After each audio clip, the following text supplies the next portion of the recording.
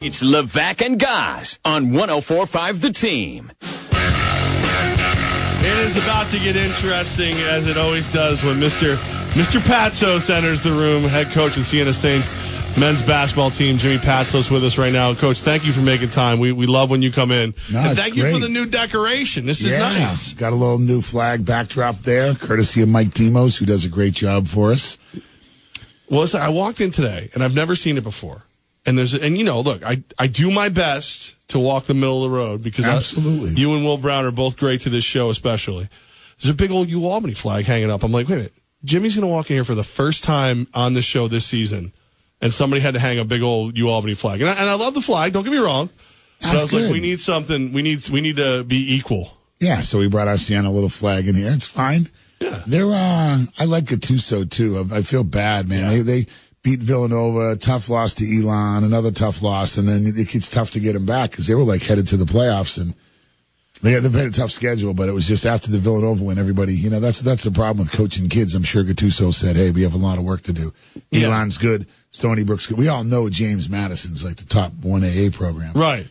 But he had them right there, and the Villanova win was a huge win. Benson and him were all happy, and I was happy for them. It's good. So, well, what do you do in a situation? Because Jimmy, you've had teams that were, preseason favorites to do this, that, and the other thing, and then the season hits you, and you never know what's going to happen. What do you do with the kids at this point? How do you keep the players playing? The chance to compete and to play against a really good team like New Hampshire. I know that they went to Stony Brook and wanted to sort of be the spoiler. They were still around. The great thing about basketball, and we have a very young team. Everybody better be patient. We lost to Lemoyne by a couple points. Very good Lemoyne team. 9 seniors, Pat Beeline, John Beeline's son coaching. Really good game, really good test. We have a long way to go. But at least I can say, hey, we have 3 games in March at the MAC tournament, and that's going to determine who goes. Football's harder. I always thought coaching basketball in the Ivy League was hard because you go 0-2 your first weekend, you're probably not winning it. This is back when Penn and Princeton were really good.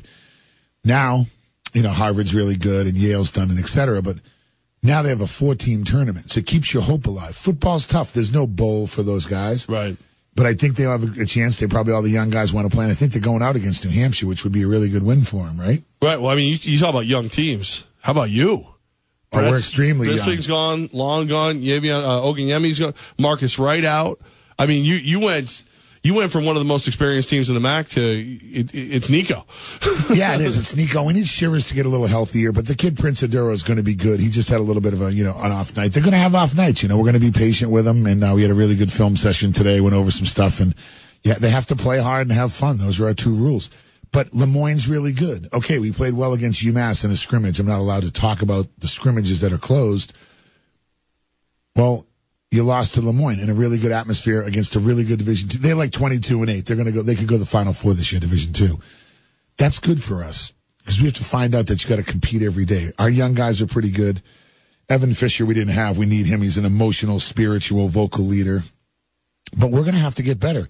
November, I hope December is better than November. I hope January is better than December. And then February is our best month. And then you go into the tournament. Did the officials have anything to do with the Lemoyne thing? I know you might not agree with them. No. Not being serious. They outplayed us. It was a good thing. There's some new stuff in place, and they've moved the lines around. They've extended the coaching box and all that. And plus, remember, it's the officials' first game too. Everybody's working out the kinks, and then sometimes they're really trying to. Anytime there's rule changes, they try to enforce hand checking or things like that early into the season. Well, the first one they do it is in the exhibition. But is this a kindler, gentler Jimmy Patsos? Oh man, those guys, Lemoyne was good. I'm just telling you, man. Like a couple D1 players and transfers, but no, we have to learn from it. What I said was we played UMass and Lemoyne. Last year I played Columbia and Damon. No disrespect. UMass and Lemoyne add up to a lot more than Columbia and Damon.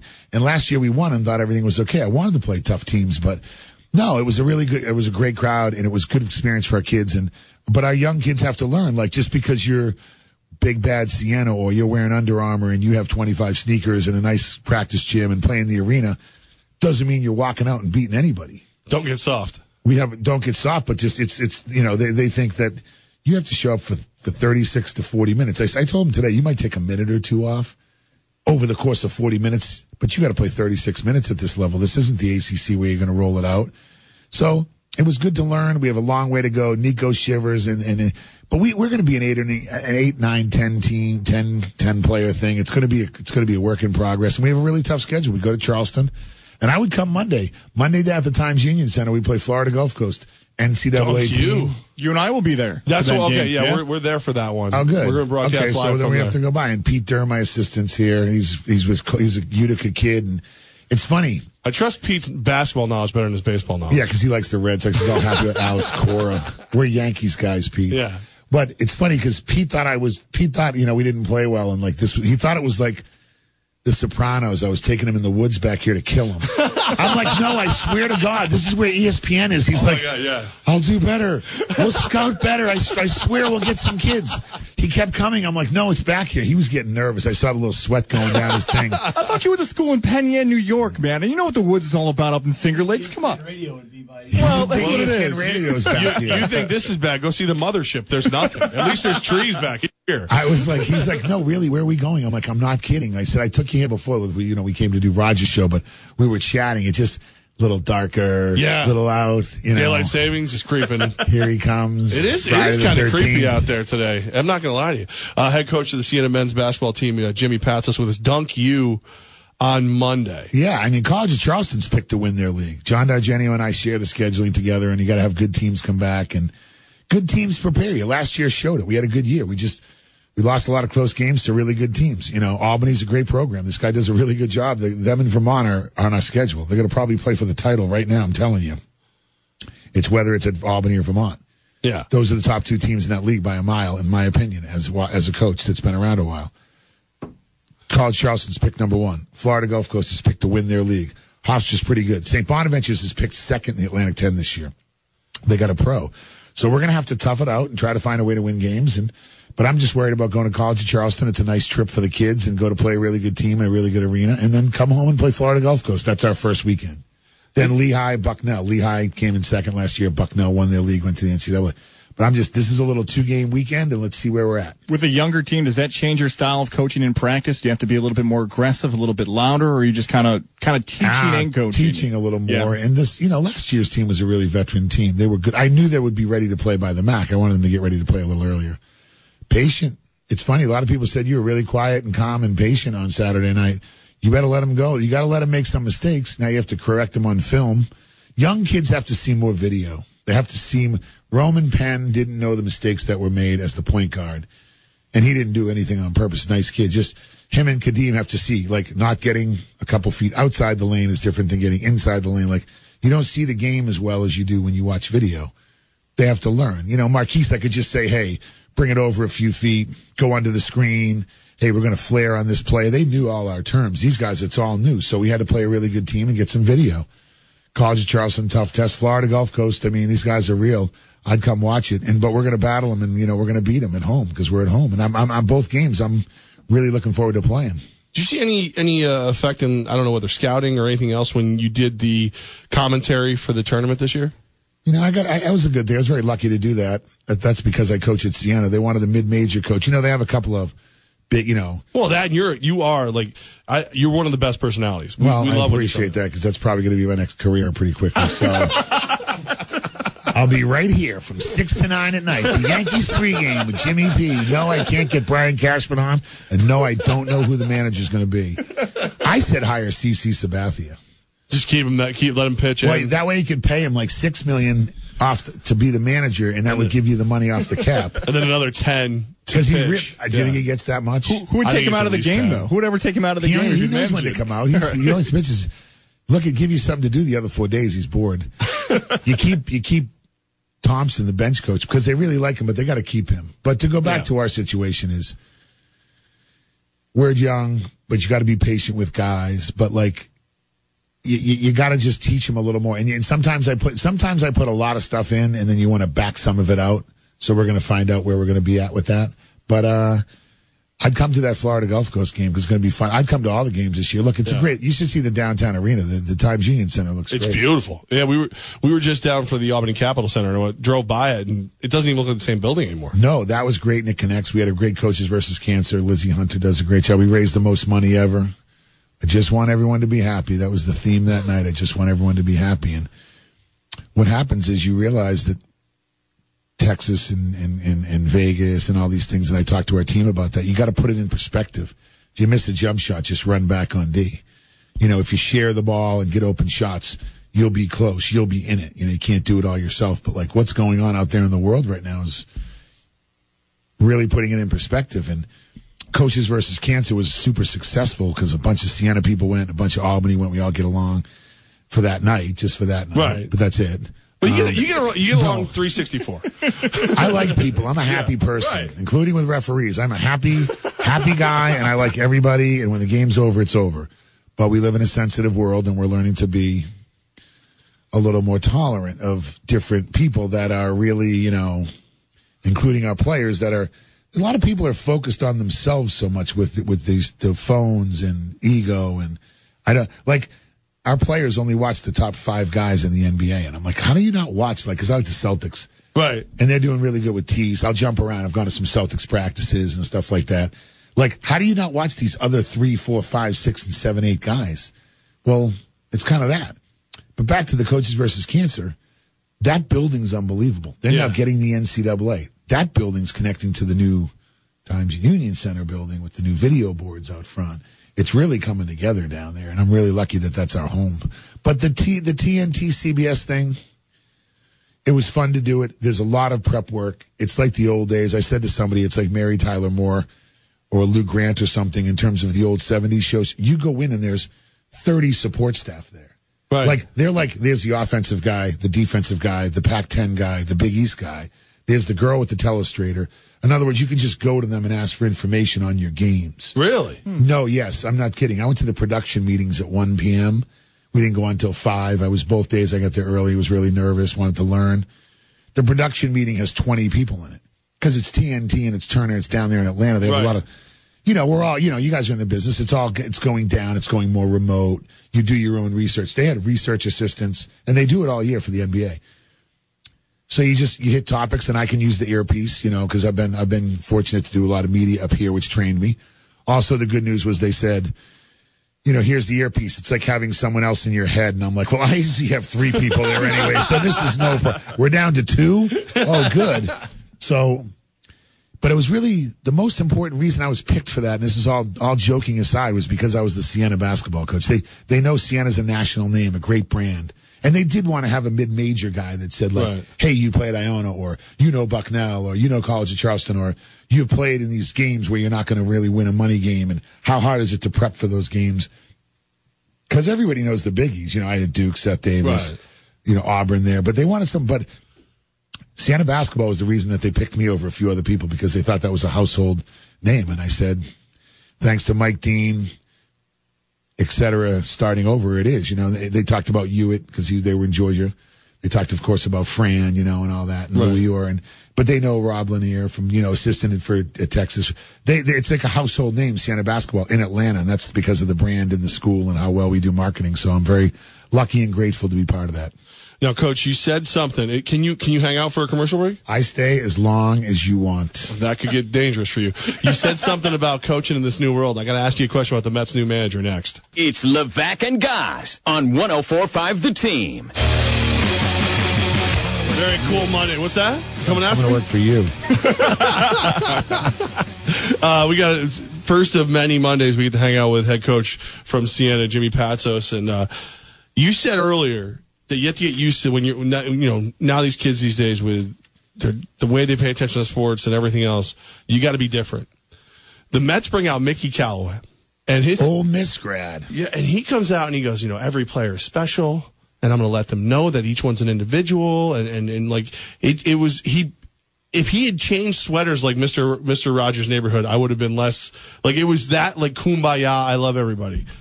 Is that what we're getting into now? Where you're not allowed? He loves them all when they lose 9 in a row. Right. Well, and then the Yankees let Girardi go, and your buddy Brian Cashman comes out. He is my buddy. I have not spoken to him since he made that move. For the record, but he said, I'm trying to find it. Joe Girardi's connectivity with the clubhouse wasn't good enough. Well, they have young guys and old guys, but that young team's really good. And do they want to? Look, this is my theory. Did they want Joe Girardi as their manager yet next year? I think they absolutely did. But did they want him for 5 years? In other words, I think their contracts are 4 and 5 years. Right. This is just, I don't, well, here's the question. If they won the World Series, would they have brought him back? I mean, I guess, but like, those are long-term contracts. You have to make decisions. Now, the Nationals are just going 2 at a time. But to go back to your coaching thing, I think one of the things you have to do is, I'm trying to focus. We had a business leadership. Some people got brought in from the outside. Your captains now are your most important. Like, I have young guys, but I'm going to rely on Nico, Evan, and Kadeem, who's been around, transferred from Richmond. Evan's third-year guy. Nico's third year. I'm relying on my captains. But, like, I can text him more. I'll text him more. I'll talk to him more. Like, I told Evan Fisher how much we needed him. I said, hey, we got to sprint back better on defense. Nico, I love you. You got to take 20 shots a game, not 25, 20. But the first few minutes, you got to get everybody involved. He knows that 10 minutes after the game. On the other hand, there's only a few guys. I made them watch the World Series one night. They weren't going to watch baseball. I'm not speaking for us, but I think we all watch baseball. Yeah. You got to watch the Yankees game 6 or 7 against the Astros. Okay. They weren't going to watch. So I want to connect with them. Now, Nico Clara texts back that Aaron Judge, one bad dude. He figures out who he is and sees who he is and stuff like that. You got to teach him I got 3 Canadians on my team. They know the Rangers are off to a slow start, but they don't know who's playing for the Yankees. I'll tell you that right now. And they hope the Maple Leafs can finally make the playoffs. But each guy, you have to spend a little different, how do you communicate with them? Right. And yelling's gone out the window anyways. Do you yell once in a while behind closed doors or whatever? But you just want to be talked to, but you have to figure out what their interests are. And they have a lot of different interests now. My teammates, I'm 51. My teammates, we all watched a lot of basketball. Then, of course, we watched some pros. And then baseball was a springtime sport and lacrosse was barely starting up. I don't even know half of our players if they watch the NFL right now. And I can't, get enough of it, even though my Ravens are struggling and not as bad as your Giants. So the Jets are winning. They have so many different interests now. So I have to try to connect to them. Is that what Cashman wants with a young team? Seems like it, right? It's not just the young players they got more coming. Right. Oh, yeah, right. I mean, Gleyber Torres is still coming up. Justice Sheffield. I mean, they've got Anwar. They've got more. And you're going to lose Frazier. You're going to lose probably Ellsbury. You're going to lose veterans. How are they going to lose Ellsbury? They're probably going to have to pay half his contract and trade him away. They're probably going to have to do what they did with McCann, pay him to beat you in the playoffs. My favorite line in Moneyball. Hey, David Justice, the Yankees are paying you not to play. I love that Moneyball when they said that. Yeah. Remember? Yeah. Well, basically, you could say that to A-Rod this year on the. Well, that's different, but I'm saying so they'd have to pay him to go play for someone else. Brian McCann was still making money from the Yankees when he beat them. But they got a lot of cap room open now, right? Yeah, now they do. It'll be ridiculous because CC's money's coming off, A-Rod's money's coming off. But still got to pay CC. Hey, look, I'm just talking out loud. They got to keep CC, right? Yeah. I was at a game when he pitched in the playoffs. Come on. He was the only stopper on the team. He was the only guy that if you had multiple losses. Him and Bartolo Colon. It's 2027. We got Sabathia versus Colon. Neither one will leave. But you have to you almost you're almost a babysitter at points now as a head coach. Yeah, I wouldn't say that. We got good kids, and speaking of last year's team, I got 4 guys playing in Europe now, and they're finding out that what it's like. 4 guys graduated, 4 guys playing in Europe. They grow up. I miss Marquise's athleticism. I miss LeVon's versatility. Brett's toughness and rebounding. Javion really knew the game. We have to replace all that. The first time in 30 years you haven't had Brett on the court. I know, right? Brett. I mean, Brett's he's like CeCe. He's just never going to leave. They're all playing overseas. They're figuring out their new roles. You got to figure out roles. But I got to get my guys hey, you're doing really good because you set a good screen and you went and helped on defense.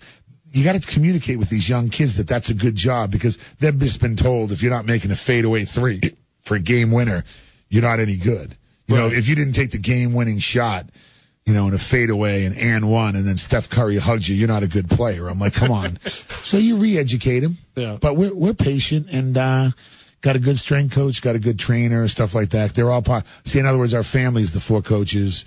Pete, who's our director of ops, Hammer, Ian, the strength coach, and then the players, and then our important managers.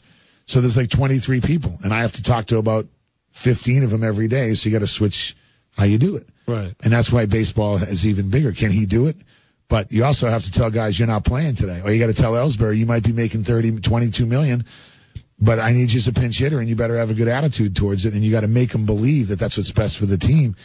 It clearly thinks it. Look, I'm trying to learn from Brad Stevens a lot. That's why I'm staying calmer and all that. Although I guess it didn't work, but for the most part, no, it is Brad Stevens. But I'm also trying to work from Joe Madden. Like, he's older. Like, I like it when he has, like, one day we're not practicing, play video game. Joe Madden to me is the consummate Major League Baseball manager, because that's 162 games. You only got so many jokes and so many stories, and you can only throw the Gatorade bottle so many times if you're losing.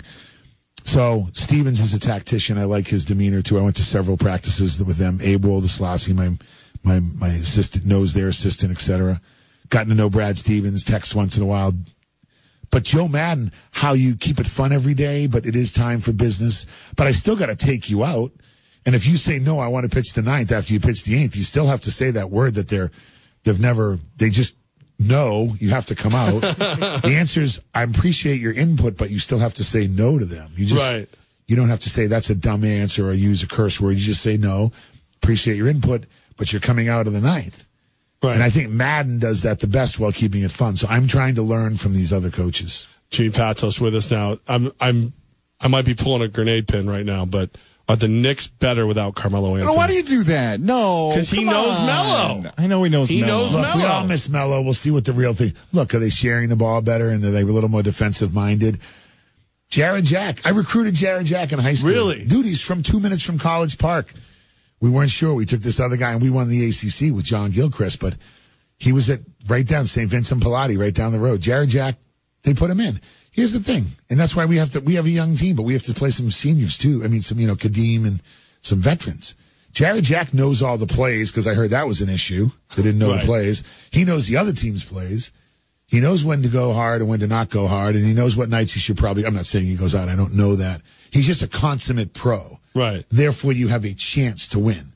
I'm worried about our team right now because Marquise Wright, whether you liked him or didn't, and I loved him, every night I knew Marquise Wright was going to give us a chance to win. Yes, we came up short sometimes. Sure, we lost in overtime in the fun. That guy gave you a chance. Jared Jack's giving them a chance. Now, Porzingis passing out of the double team was great. I don't know what Porzingis. Melo would never do that, is what he's saying, guys. No, well, that's not what he's 7'3", and I like Melo. Melo just had a lot of miles on him, but I mean, Phil Jackson's gone too, and that didn't appear to be a whole, homie kumbaya situation there either. So, but Porzingis passing out of the double team last night. Yeah. What did his brother yell at him? Pass it. I mean, his brother's clearly the boss. Jimmy, we love that you're here. We're looking forward to running into you on Monday. Yeah, Monday. Please come out. Plan on coming Monday, our home opener. And like I said, we play College of Charleston. We got a lot of great games to come to. Some of the money you get goes, John Nargeni is putting some towards Red Cross / Hurricane relief funds. And then also, I guess if you donate while you're at the game, if you donate $5, you get a ticket to a voucher for another either men's or women's game. Yeah, we have some good. We have Hofstra on the Saturday after Thanksgiving. Then of course Bonnie's. But I would just focus on Florida Gulf Coast and then the Hofstra Saturday at 2 p.m.